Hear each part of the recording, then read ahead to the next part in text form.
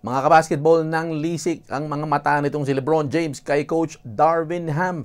Abay, galit na galit ang mga netizens sa Twitter X. Binabati ko itong si Darvin Ham at bilang na ba ang panahon nito, ang mga araw nito sa bench ng Los Angeles Lakers. Pag ganitong tumitig na ng masama si LeBron, ako, nakakatusok, ang talim ng tingin.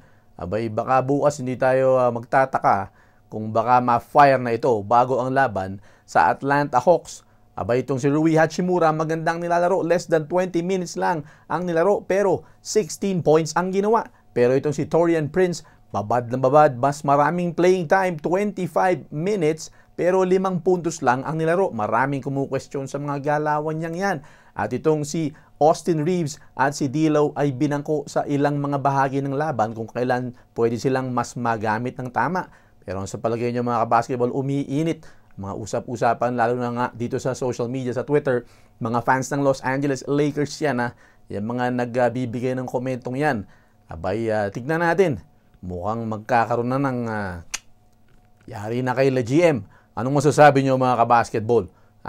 Ma-fire na ba itong si Coach Darvin Ham, at sang-ayon ka ba kung siya'y ma-fire? Baka naman hindi naman niya todong kasalanan. Si Anthony Davis daw ay may iniinda. Pero nga pagka ganitong gumanyan ng tingin ni LeBron James na medyo umiirap-irap na ganyan, abay, tingnan natin ang susunod na kabanata. Ano sa palagay nyo?